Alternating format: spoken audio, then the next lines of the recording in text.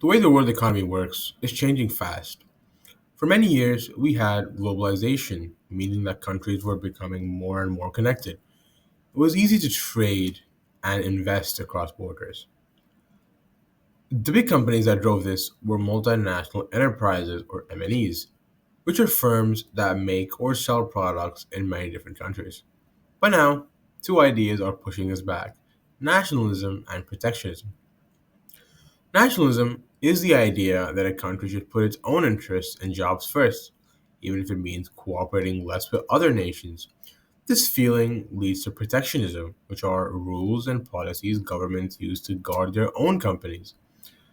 These rules include tariffs, limits on how much can be imported, and rules that force foreign companies to use local suppliers.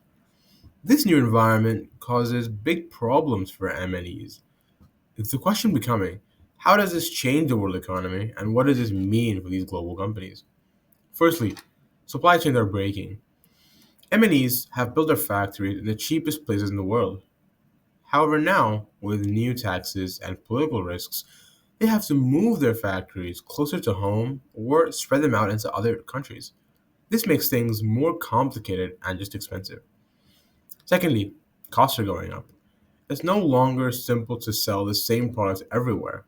MNEs have to follow a different set of rules, taxes, and product standards in every single country. This makes everything cost more and slows down business. Thirdly, political risks. MNEs can easily get caught in fights between countries. They might be forced to share their secret technology or lose access to important markets. In short, the world is moving away from easy open trade towards a more complex closed system. MNEs must stop focusing only on being the cheapest and start focusing on being the safest and most flexible in every country they work in. To understand why economic nationalism matters, we need to look at how the global business environment has changed. International flows of trade, capital, information, and people have slowed significantly since the late 2010s. This shift is driven by the rise of populist politics and public dissatisfaction with globalization, which can be seen in events like Brexit or the growth of nationalist government across Europe. We also see the weakening of major multilateral institutions. For example, the WTO has struggled to resolve disputes. The United States withdrew from the TPP, and the EU has faced fragmentation pressures. These political change have encouraged governments to prioritize domestic manufacturing, implement tariffs, and restrict foreign investment. The COVID-19 pandemic intensified this trend by exposing how fragile global supply chain can be. Many countries realized they were heavily dependent on foreign suppliers for essential goods, which led to stronger calls for reshoring and national supply chain security.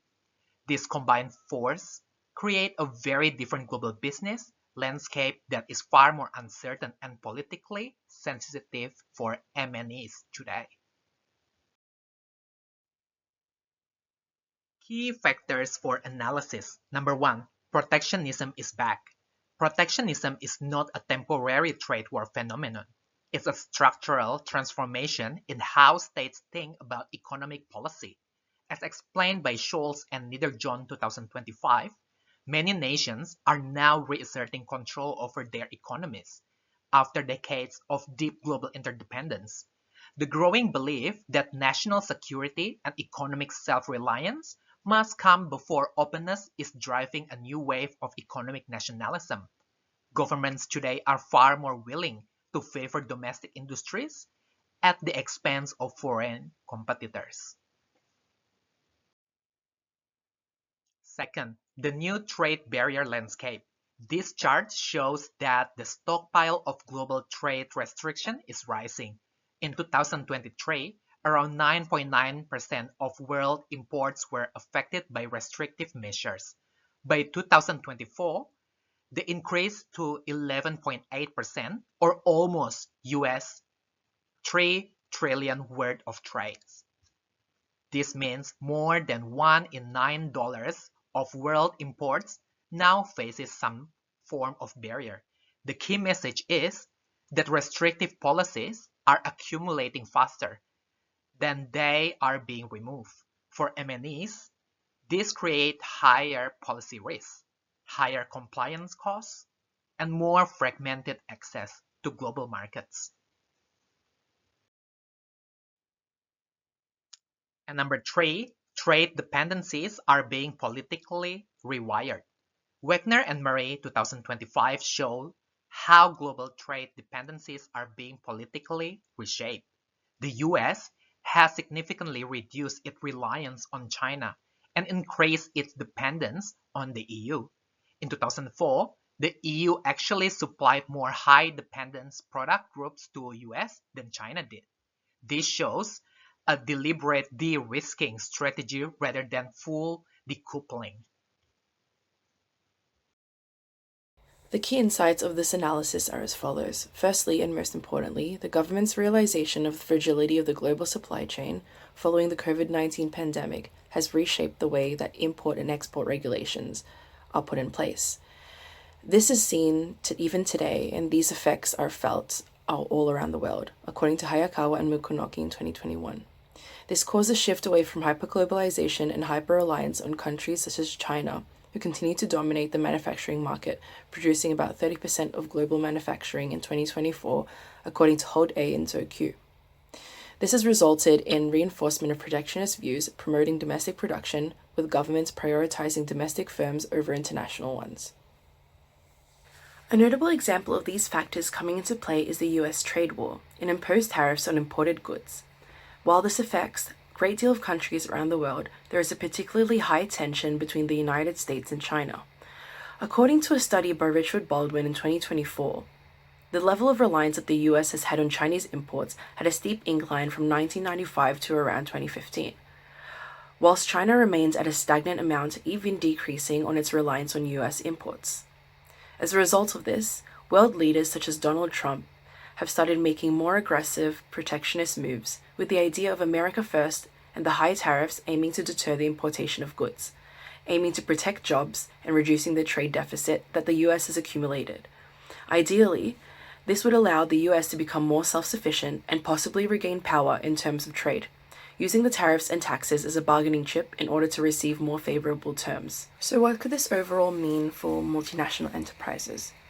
This could mean increased costs in terms of importing raw materials from the host country, or maybe even from countries such as China, the lack of support from the government, including the lack of benefits that may have been present in the past, as well as the public's resistance to foreign practices and them choosing to support local and their own economy instead of an international business. The need to fully understand how nationalist and protectionist policies are changing global trade is extremely important. This is because the world is clearly moving away from a time of very open global trade and into a time that is much harder and riskier for multinational enterprises. This change is happening because we are seeing the return of protectionism. A clear sign of this is the growing number of rules that restrict trade, which now impact a larger amount of goods traded worldwide and are splitting up global markets. Most importantly, this new situation is causing trade partnerships to be changed for political reasons. Major countries are carefully choosing to rely less on certain other countries, like how, for example, the US is starting to depend less on China. Instead, they are choosing safer and more trusted partners to make sure they can always get the vital materials they need for their supply chains. In the end, international companies must realize that this major change in partnerships will lead to higher costs for running their businesses and potentially more resistance to their foreign ways of doing things. Therefore, it is essential for them to predict and quickly adjust to these newer, more complicated rules of international business. The use of AI in this assignment consists of Grammarly for script editing and spell check, as well as table creation by inputting data. AI in this assignment was used as a tool to improve and create visuals for existing thoughts and research rather than using points generated by it. Therefore, the use of these tools did not heavily influence the thinking and writing of this presentation. The unique contribution of our group beyond AI assistance consists of the original scripts, points, analysis, and research conducted individually by each group member. Although there was some AI use in this work, the use was to overall enhance the content inputted by the group, and originality as well as critical thinking is seen by the thought processes and opinions of the group members evident in each part.